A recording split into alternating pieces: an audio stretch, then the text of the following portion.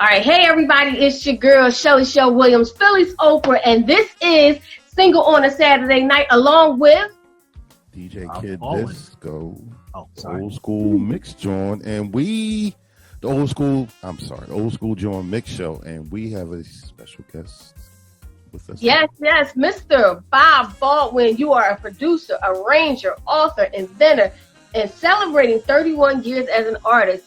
Bob Baldwin, how do you have time to even talk to us? Oh, girl, I have time to talk to you. You know that. Don't even try it. I'll make time. All those titles, man. All that? Really? How do you have time? I have to do all that just to pay the bills, you know? I know that's right. You got all the strings. You know, we can't do just one thing. You know that. We definitely can't. So 31 years as an artist. Now, catch me up. When you say producer, arranger, do you actually play the instruments or sing, or are you the producer behind it? Huh? I'm a hands-on producer. I'm not one of those guys say, hey, that sounds good, that doesn't sound good, print it. So I actually play piano, and I have been playing since I was 6 years old, thanks to my dad. Wow. But I've been, ever since playing, probably, a few years after that, I started getting to the concept of arranging music. So that's kind of been the backbone of what I've done my entire life. I kind of got thrown into production and, engineering per se, but I guess it's part of what you got to do to keep things vital, right? Absolutely. And I hear that you have arranged for some awesome people, but I know for some generations, but a lot of generations, but you actually arranged for LeftEye's group Black. And that's like I love that group, Black. So tell me about that. What song was that? What was that like? Tune called Right Next to Me, I believe it was called. Really funky track, co-written by a friend of mine who actually pulled me on the project, Mike Struther. And we got a chance to meet LeftEye way back in, I guess it was 1995, 96 time frame in Atlanta, Georgia. And that was quite an experience. That's when they were hot with TLC. Mm-hmm. They were going through all their changes financially with LeftEye Records. So, LeftEye was going through, she was going through a phase right then, but she was still down to earth and cool, and the kids were great. Now, I guess they're grown up now. Yes, they're grown. 20 years ago, right?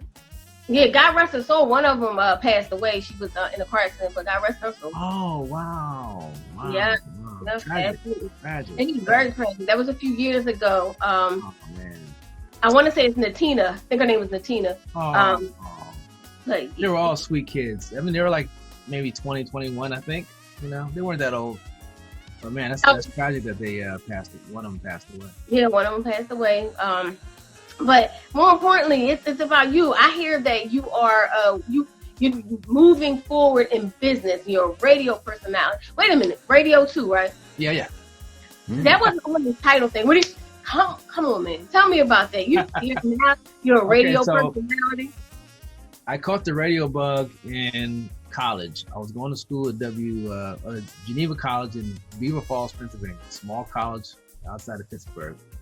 And I had some friends of mine that was doing a radio show on Sunday, and they were doing a jazz show.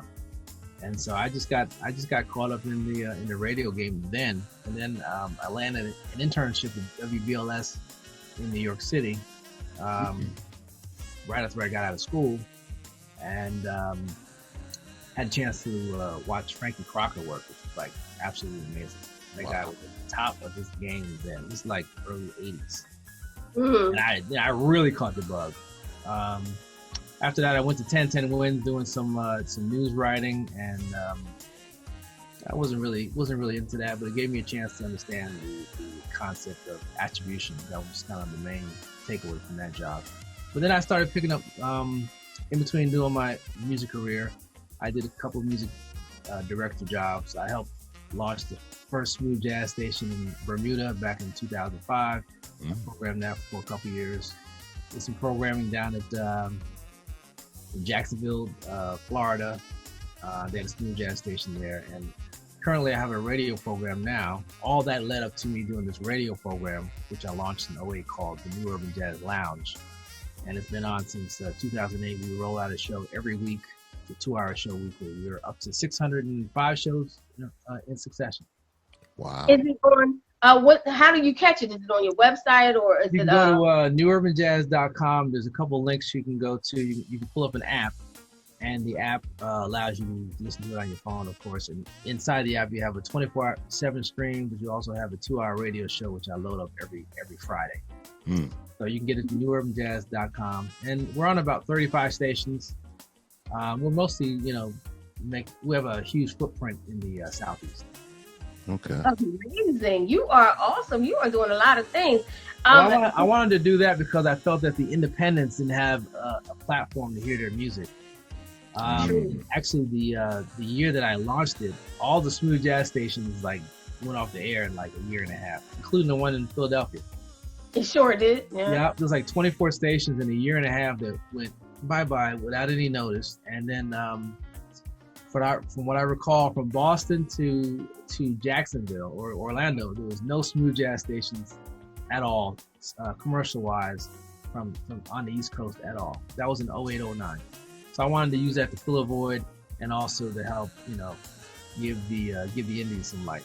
And the indies are really doing it now. So the indies have to continue to keep pushing so people know that jazz is not dead; it's still here, it's alive. Yep. That is critical. And I think there's been an increase of independent artists versus, signed artists because, with the way the industry is going right now, who knows what's going to happen if this Corona deal is up. But there's a lot less slots for artists to sign to, so they've kind of been forced to be independent. And, they're doing an amazing job.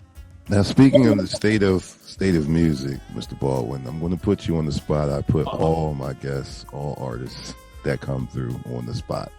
But I'm very ask you when they come to my show. The state of music today, and I'm going to make it easier for you. R&B, if there's anything left, such as R&B, because I believe that genre has died. Oh, I'm with you on that one. What is your opinion of the state of music today? I was going to really try and say hip hop, but no, I'm going to keep it with just music. We could talk about R&B. Hip hop they have a different kind of path. I don't have. I grew up listening to hip hop. Living in New York, and of course the Bronx and Brooklyn were like were the epicenter of hip hop, and things have evolved since the 90s. But as far as you mentioned R&B. R&B they got rid of all the black music departments and all the labels, and they kind of pushed them under pop. And I kind of feel that the R&B music has gotten watered down over the last 25 years. It doesn't have the same soulfulness that it used to. Do you believe, this is what my theory is, that the R&B genre, there is no more R&B. You just got rap. That's it. No. Could it be that you're listening to the mainstream, and just as Bob has his own platform, that the music has been pushed to its own platform because mainstream may not be playing at all, but the artists are out there, the artists are making the music, they're just being pushed to the independent podcast or the independent platform. Mm-hmm. So it's there. You just have to do like Bob did, create your own medium for people to come. So it's there. The artists are making it. Suzanne Christine from Philadelphia is one amazing R&B soul singer, and she's doing it on her own.